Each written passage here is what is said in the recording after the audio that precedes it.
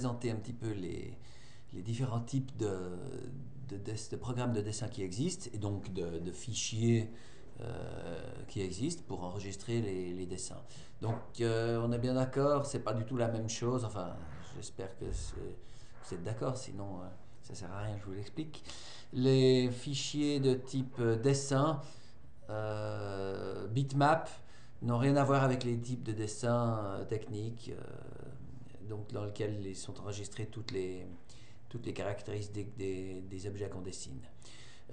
Par exemple, j'ai pris la capture d'écran que vous avez, donc l'image de Genève là, je l'ai appelé GEJPG, c'est un fichier de type JPG, donc en fait il s'agit d'une image compressée, et vous pouvez l'ouvrir avec un programme de dessin et gérer le dessin comme des petits pixels, chaque petit point de l'écran est appelé un pixel, et puis enfin vous avez éventuellement un autre type de dessin, c'est les logos, le logo SCAD j'ai décidé d'ouvrir là avec un programme de dessin technique qui permet de définir exactement les coordonnées et les couleurs des objets que l'on dessine. Prenons le premier cas. Si j'ouvre ce document, j'obtiens ça. Le logo SCAD, voilà. Ben donc j'ai du texte dans mon fichier. Ce texte me dit que je vais dessiner un objet, un cylindre, faire tourner ce cylindre, etc. J'ai tout le texte qui définit mon image qui est là. Hein. Donc dès que j'ai tapé ce texte-là pour obtenir cette image-là, enfin tapé. J'ai pris l'exemple du programme.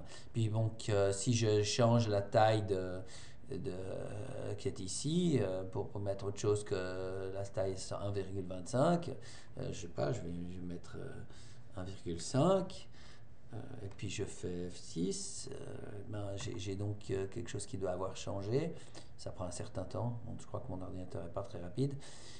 Et puis, je ne sais pas pourquoi c'est lent comme ça.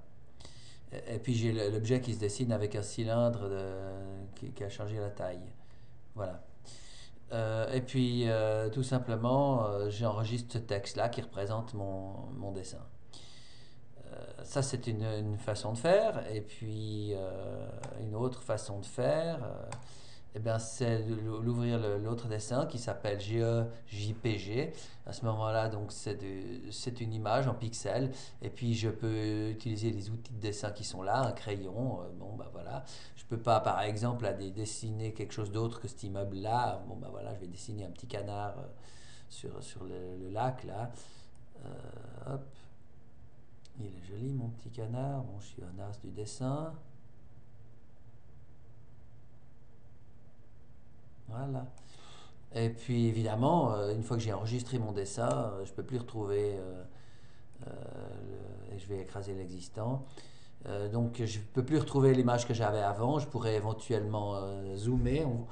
D'ailleurs, on voit quand on zoome ici que le dessin est fait avec des petits pixels. On voit bien que chaque petit point a une couleur. Les petits points sont posés les uns à côté des autres. Là, j'ai des petits points noirs pour dessiner mon canard. N'est-ce pas? Et puis on voit bien que les immeubles sont des petits points de couleur qui, une fois qu'on dézoome, donnent ce qu'on a là. Voilà, donc c'est deux façons complètement différentes. Le programme qu'on va utiliser, c'est Draw. Et Draw est bien entendu pas un dessin pour faire des dessins artistiques. D'ailleurs, je suis catastrophiquement mauvais en dessin artistique. Enfin, il n'y a qu'à voir mon canard. Ça va être un dessin technique sur lequel on va donner les positions des objets très précisément et qui seront enregistrés dans le fichier. Donc l'avantage quand même, c'est de pouvoir être précis et puis d'avoir un objet modifiable. Et on peut toujours corriger des caractéristiques de notre dessin. Voilà, je crois que... Voilà, merci de m'avoir écouté.